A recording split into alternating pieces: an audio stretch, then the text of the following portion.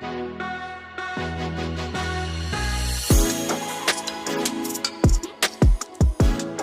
Student, स्वागत करता हूं आज के इस नए वीडियो में, जिसमें हम सीखेंगे दो चर वाले रैखिक समीकरण के कुछ उदाहरण।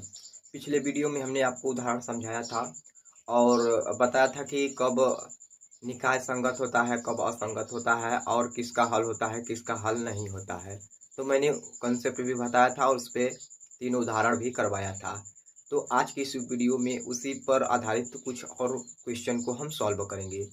तो वीडियो के एंड तक बने रहिएगा, आपको पूरा समझ में आ जाएगा। तो चलिए हम उदाहरण लेते हैं और उससे समझते हैं। इस सवाल में दिया है रैखिक समीकरण युग्म 4x - 5y - 12 बराबर 0 और दूसरा समीकरण दिया है 10y + 20 बराबर 8x संगत असंगत चेक करना है। तो चलिए जो सवाल दिया है उसे हम लिख लेते हैं। तो यह दो समीकरण दिया है, क्या दिया है 4x - 5y - 12 बराबर 0 और दूसरा दिया है 10y + 20 बराबर 8x। तो हमें इसे सॉल्व करके बताना है कि इसका निकाय संगत है या फिर असंगत है। तो चलिए जानते हैं। तो संगत अगर असंगत के लिए मैंने आपको बताया था कि क्या करते हैं। तो सबसे पहले हम इसे तुलना करते हैं या फिर इसे A1 B1 C1 और A2 P2 C2 मानते हैं। तो सबसे पहले इसे समीकरण बना लेते हैं। तो क्या करें कि x के पद में सभी को उस साइड भेज देंगे। उससे क्या होगा कि हमें सिस्टमेटिकली जमाने में अच्छा होगा।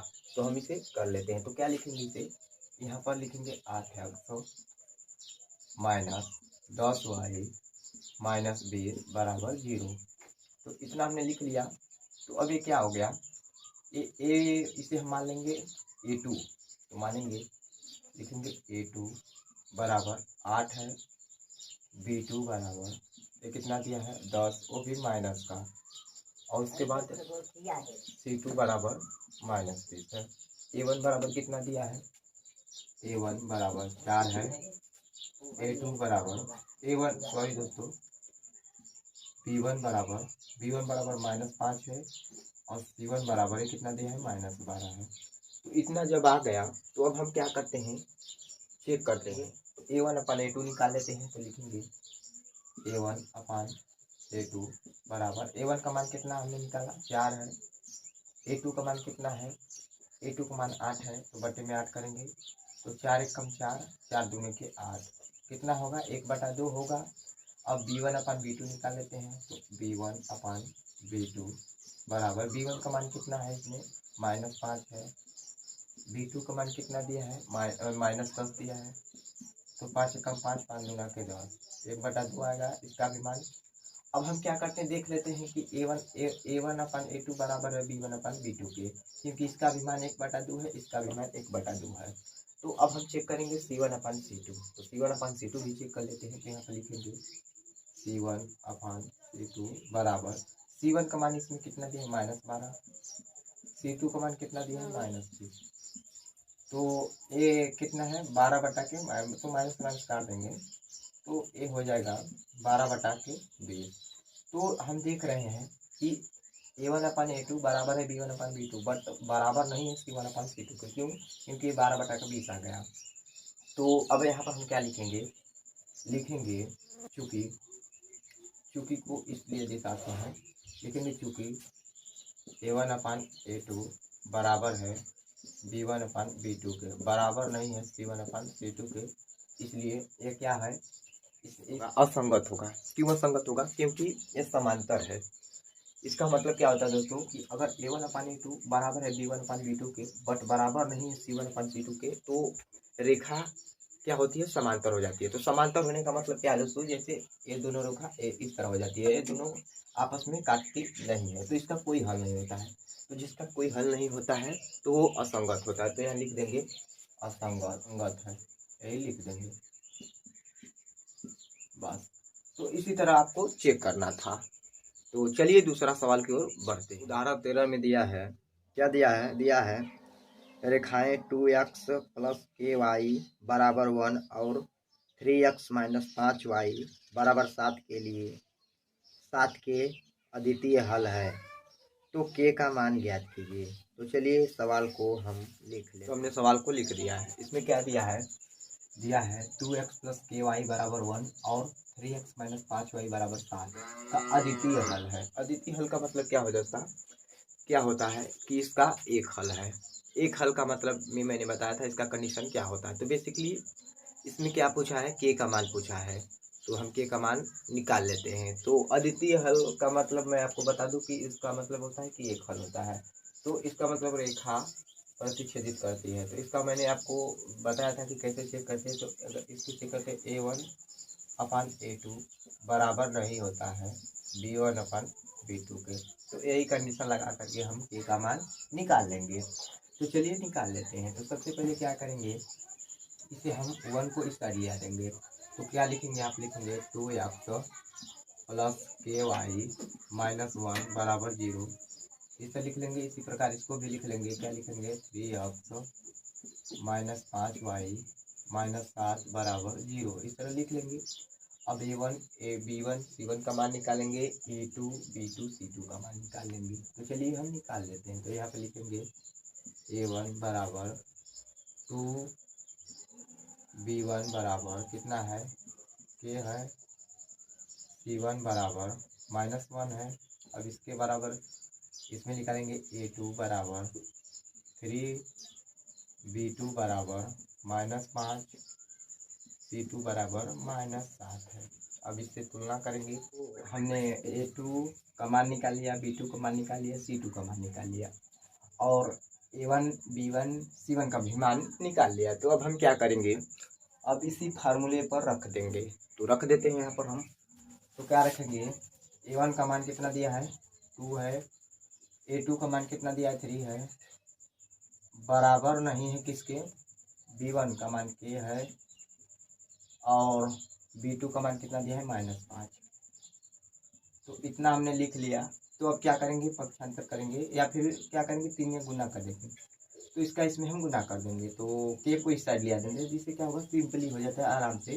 तो के बराबर क्या होगा, 5 गुना के 10, वो भी माइनस का होगा, ये माइनस उधर चला जाएगा और बटे में कितना होगा 3 होगा और इसे काट देंगे।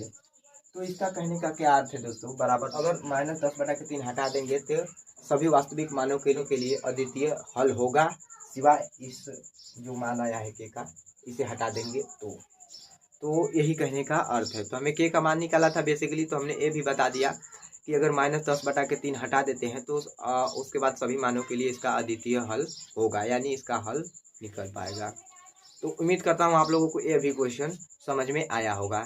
चलिए एक और क्वेश्चन लेते हैं और उसे समझने की कोशिश करते हैं। यह है, यदि समीकरणों के निकाय kx माइनस 5y बराबर 2, 6x प्लस 2y बराबर 7 का कोई हल नहीं है तो के का मान ज्ञात कीजिए। तो चलिए इसे भी हम सॉल्व करते हैं। तो जो जो दिया है उसे हम लिख लेते हैं। तो हमने सवाल को लिख लिया है। इसमें क्या दिया है, सवाल में दिया है kx माइनस 5y बराबर 2 और दूसरा समीकरण दिया है 6x प्लस 2y बराबर 7 का कोई हल नहीं है। तो कोई हल नहीं है का मतलब मैंने अभी पिछले वीडियो में समझाया है, या फिर पहला लेक्चर भी अगर आप देखे होंगे तो समझे होंगे। कोई हल का मतलब क्या होता है, रेखा समांतर हो जाती है। तो इसमें क्या कंडीशन लगता है वो मैं बगल में आपको बता देता हूँ कि कोई हल नहीं होने का क्या अर्थ होता है। तो पहला तो कोई हल नहीं होता है तो रेखा समांतर हो जाती है। और इसका एक कंडीशन जैसे समीकरण दे दे, अब पता कैसे कर सकते हैं कि कोई हल नहीं है, तो क्या करेंगे, तुलना करेंगे। A1 अपान A2 बराबर होता है B1 अपान B2 के, लेकिन बराबर नहीं होता है C1 अपान C2 के। तो यही कंडीशन होता है। तो आप क्या करते हैं कि इसी तरह अनुपात निकालते हैं और देख लेते हैं। तो यही कंडीशन लगा करके बेसिकली हमें के का मान निकालना है। तो इस सवाल में बेसिकली में कहा भी है कि इसका कोई हल नहीं है, के का मान ज्ञात कीजिए। तो चलिए हम निकालते हैं। तो इसे हम इस साइड ले आ देंगे। तो यहाँ पर क्या लिखेंगे, के एक्स माइनस 5y माइनस 2 बराबर 0 और इसे भी बनाएंगे इस तरह 6x प्लस 2y माइनस 7 बराबर 0। मैं जरूरी नहीं कि आप इधर लाएंगे, मैं डायरेक्ट भी कर सकता हूँ, लेकिन मैं आपको बताने के लिए कर रहा हूँ। आप ये जो 7 है इसे डायरेक्ट -7 भी लिख सकते हैं, उससे कोई दिक्कत नहीं है। तो मैं सिस्टमेटिकली बता रहा हूँ। तो अब A1 का मान निकालेंगे। तो A1 बराबर के है B1 बराबर -5 है और C1 -2 है। और इसके बाद A2 का मान निकालेंगे। A2 बराबर 6 है, B2 बराबर 2 है और C2 बराबर -7 है। तो अब हम इससे तुलना करेंगे या फिर अनुपात निकालेंगे। तो चलिए मैं निकाल लेता हूँ। A1/A2 बराबर है B1/B2 बराबर नहीं है C1/C2 के।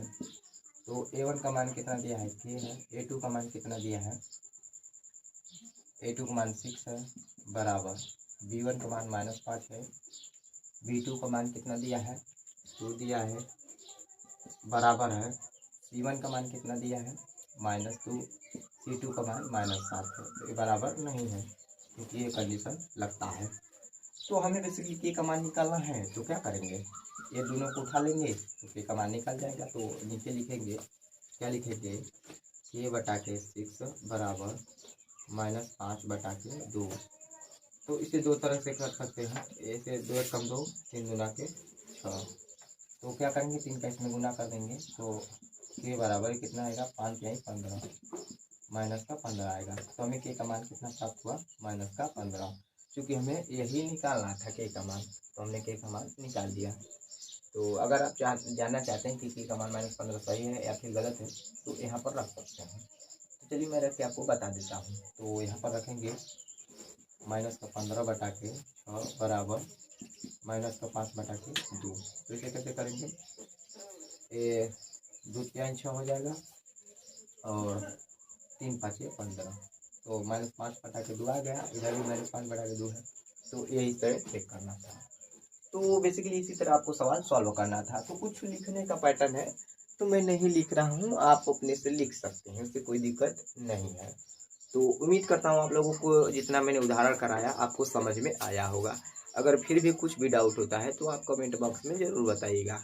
हम नेक्स्ट वीडियो में आपको बता देंगे। मिलते हैं नेक्स्ट क्लास में। जय हिंद।